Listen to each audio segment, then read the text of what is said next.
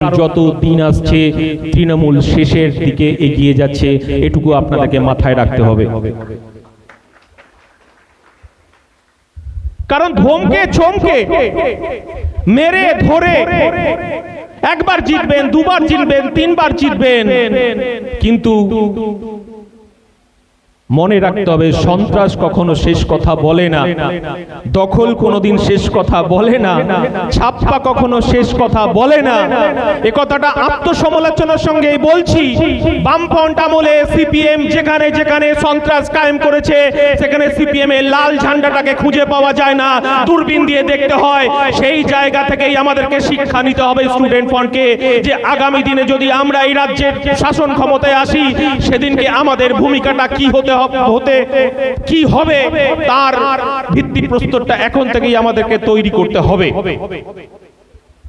বাইরে মাইক আছে আমরা জানি, আমাদের আওয়াজ, সমালোচনা, আত্মসমালোচনা, আমাদের আত্মগরিমা, আমাদের অহংকার সবকিছু হয়তো বাইরে যাচ্ছে, কিন্তু এটাও জানা উচিত যে সারা রাজ্যে যখন তৃণমূল কংগ্রেস সন্ত্রাসকে কায়েম করেছে, যখন ছাপ্পার রাজনীতিকে তারা তাদের গণতন্ত্রের মধ্যে নথিভুক্ত করেছে, আর বুথ দখলকে তারা যদি মনে করে গণতন্ত্র, তাহলে তৃণমূল কংগ্রেস শুনে রাখুন, আগামী 26 সালে স্টুডেন্ট ফ্রন্ট তৈরি হচ্ছে, রাস্তায় থেকে প্রতিবাদ করবে এবং তারা জয়ের ধ্বজা ওড়াবে।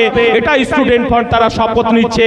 আজকে 27 তারিখ থেকে সেই শপথের বার্তা তৃণমূল কংগ্রেসকে দিতে চাই। আমরা জানি যারা স্টুডেন্ট ফ্রন্ট করতে এসেছে, আমি জানি, আমিও ছাত্র রাজনীতি থেকে উঠে এসেছি। যখন আমার শাসনের ছেলেটা আজকে এই সম্মেলন থেকে বেরোচ্ছে, তার মা কিন্তু তাকে হাসি মুখে এখানে পাঠায়নি।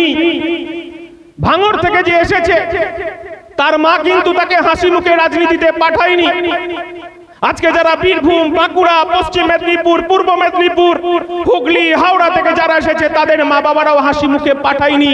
কিন্তু আমাদের বেকারের যন্ত্রণা, শিক্ষা ব্যবস্থা, আমাদের চিন্তা, আমাদের চেতনা, সেই চেতনা থেকেই আজকে আমরা সম্মেলনে উপস্থিত হয়েছি এবং সেই সম্মেলনে উপস্থিত থেকেই আগামী দিনে নতুন প্রজন্মের হাতে নতুন শিক্ষা ব্যবস্থাটাকে তুলে দেওয়ার যে শপথ, আজকে যে মা বাবাদের আজকে মুখের হাসি না থাকা সত্ত্বেও আমরা এসেছি, কিন্তু তার মা মনে মনে ভাবছে যে 1000 টাকা দিয়ে এই আগামী বিধানসভা নির্বাচনে হয়তো আমার মায়েরা, আমার বোনেরা 1000 টাকা ভাতার জায়গায় মমতা বন্দ্যোপাধ্যায় 2000 টাকা ভাতা দেবে। কিন্তু আমার বেকার ছেলেরা, আমার বেকার যারা আজকে যারা গ্র্যাজুয়েশন পাস করবে, যারা আপনারা এমএ পাস করবে, তারা এসএসসি টেটে বসতে পারবে না। তাদের ভবিষ্যৎ প্রত্যেক দিন চেন্নাই মেল, প্রত্যেক দিন ব্যাঙ্গালোর মেল, প্রত্যেক দিন কেরল মেলে আমাদের এই বেকার যুবকরা যারা এমএ পাস, যারা বিএ পাস, যারা বিএড করা, এমএ করা যে সমস্ত ছেলেমেয়েরা, তারা এই রাতের যে ট্রেনগুলো যায় চেন্নাই মেলে, কেরল মেলে, আমার বাবা মাকে সেদিনকে হাওড়া স্টেশনে তুলে দিয়ে আসতে হবে। এটাও আমাদের চিন্তা ভাবনার মধ্যে আছে যে মমতা বন্দ্যোপাধ্যায় আবার যদি 2026-এ ক্ষমতায় আসে, এই আমাদের 12-13 বগি যে চেন্নাই মেল যাচ্ছে সেটাকে ডবল করতে হবে, কারণ বেকার যুবকদের পশ্চিম বাংলায় আর জায়গা নেই।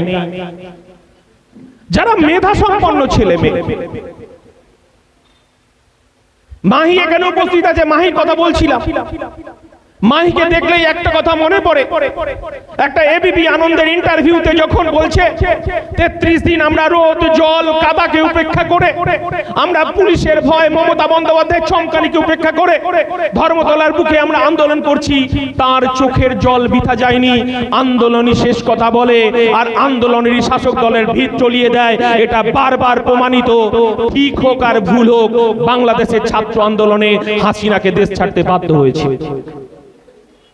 আমরা বলতে চাইছি যে পশ্চিম বাংলায় দুর্বার ছাত্র আন্দোলনকে গড়ে তুলতে হবে, পাড়ায় পাড়ায় ছাত্র আন্দোলনকে গড়ে তুলতে হবে। আমি আমাদের যারা ছাত্র নেতা আছেন, যারা আছেন তাদেরকেও বলবো, আপনি যেমন আপনার পরিচিতিটাকে ঘটাতে হবে। পরিচিতি লুকিয়ে লুকিয়ে রাজনীতি করে কোনো লাভ হবে না। লুকিয়ে লুকিয়ে তো মমতা বন্দ্যোপাধ্যায় বিজেপি করে, লুকিয়ে লুকিয়ে মমতা বন্দ্যোপাধ্যায় আরএসএস এর মিটিং এ যান।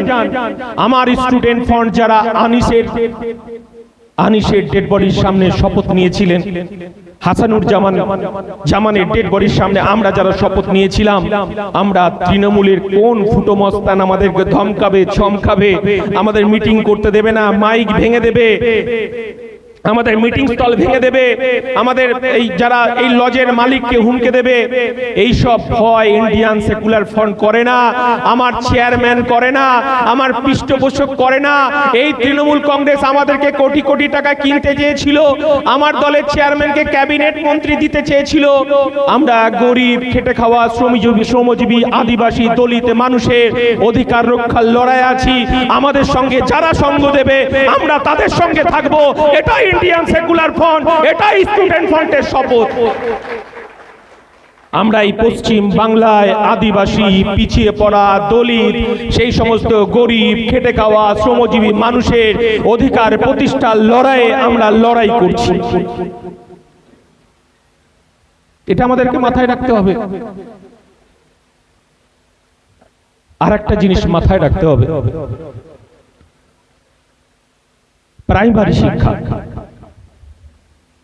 সমাজ ব্যবস্থার গঠনে প্রাইমারি শিক্ষা খুব গুরুত্বপূর্ণ ভূমিকা। এই মমতা বন্দ্যোপাধ্যায় সরকার, শিক্ষামন্ত্রী জেলে, এটা হচ্ছে পশ্চিম বাংলার রাজনৈতিক ইতিহাসে আগামী প্রজন্ম একটা কলঙ্কময় অধ্যায় হিসাবে পড়বে। আর একটা জঘন্য বিষয়,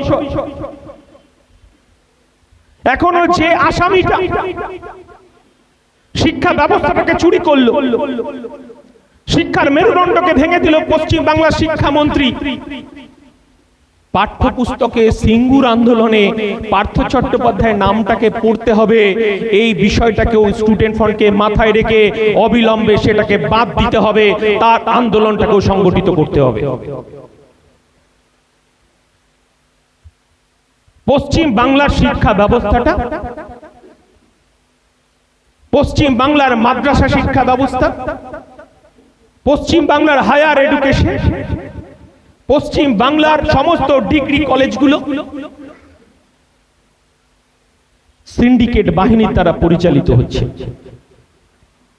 আরজি কর আমাদেরকে চোখ খুলে দিয়েছে। আরজি কর ডাক্তার তিলোত্তমার মৃত্যুতে আমাদের শিক্ষা ব্যবস্থায় মমতা বন্দ্যোপাধ্যায় সরকারের শিকড়টা কত গভীরে, তার লুটতরাজ হচ্ছে, তার শিকড়টা কত গভীরে আমাদেরকে চোখে আঙুল দেখিয়ে দিয়েছে। আমার মায়ের